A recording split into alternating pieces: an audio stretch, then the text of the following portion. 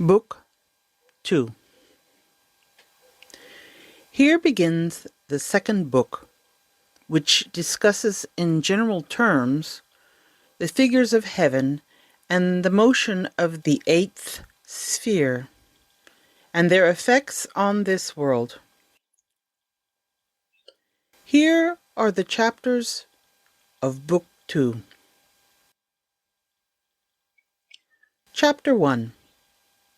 How it is possible to learn this science. The wise who are endowed by nature with intelligence never cease nor neglect to seek and inquire, that they may learn and understand the secrets of the sages, who sealed them up in their books and wrote them in hidden words, that the aforesaid might search them out by careful investigation until they attain what they desire. But those who are stupid and lacking in intelligence will never reach it or arrive at it. Yet the motive that drives me proceeds from investigating magic and forbidden things, in which I prospered from the days of my youth.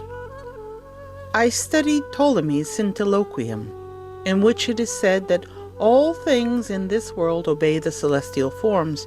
Indeed, all the sages agree in this, that the planets have influences and powers in this world, by which all things in it are made and transformed by the movement of the planets through the signs.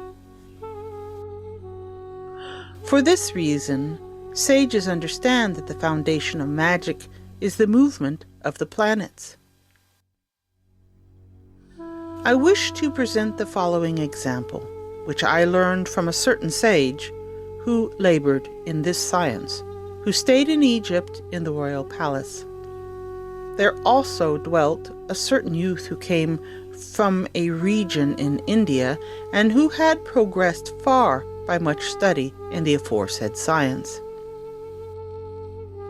This sage said to me that while he and this youth were talking together, they heard the voice of someone lamenting that he had been stung by a poisonous scorpion and was about to die. When he heard this, the youth took a piece of cloth from his purse, within which were seals that smelled strongly of incense. He instructed that one of these be given to the man in a drink, and he would recover at once. The sage said that he rose up at once, desiring to learn more and to find out the reason for this. Received one of the seals from the youth's hands, and gave it to the victim of the scorpion's sting in a drink, as he had instructed, and at once the victim made an end to his cries of woe, and was saved. The sage said that he then inspected the seal and saw that it had the figure of a scorpion on it. When he asked the youth what had sealed it, the youth showed him a gold ring set with an engraved bezoar, bearing the figure of a scorpion. The sage inquired of him what the figure was, and by what secret influences it had accomplished what I have described. The youth answered that the figure was made when the moon was in the second face of Scorpio, and this was the secret of the power of the ring. This was what the sage said to me. I then made a figure of the same sort at the prescribed time, with which I sealed and suffumigated seals, like the ones he described, and with them worked wonders, at which everyone marveled.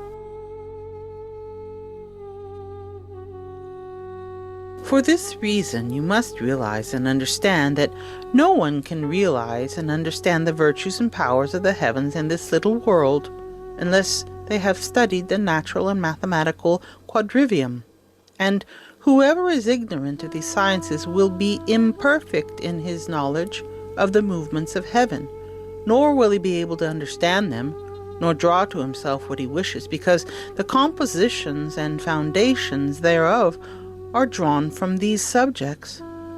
Whoever is ignorant of arithmetic and geometry will be unable to calculate the motions of the celestial bodies, nor their returns and transits, nor to grasp the motions of those things by which the understanding is formed in arithmetic and geometry. Similarly, you must learn music to understand the proportions and numbers of things, and in what manner celestial things correspond in love and hatred with terrestrial actions, and why the effects of celestial bodies are more apparent in one earthly thing than in another.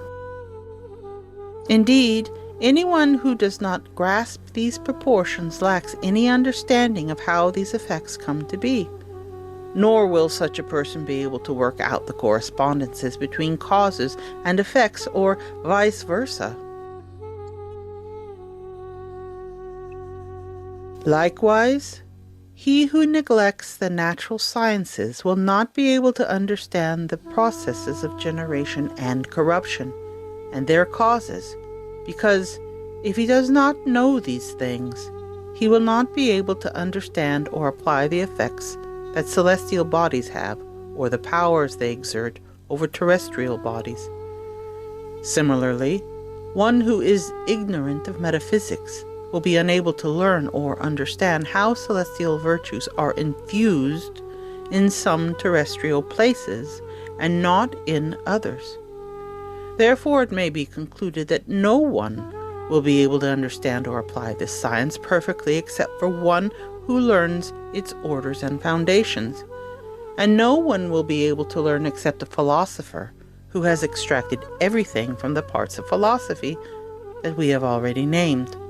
For this reason, no one will be able to attain to perfection in this science except a perfect philosopher.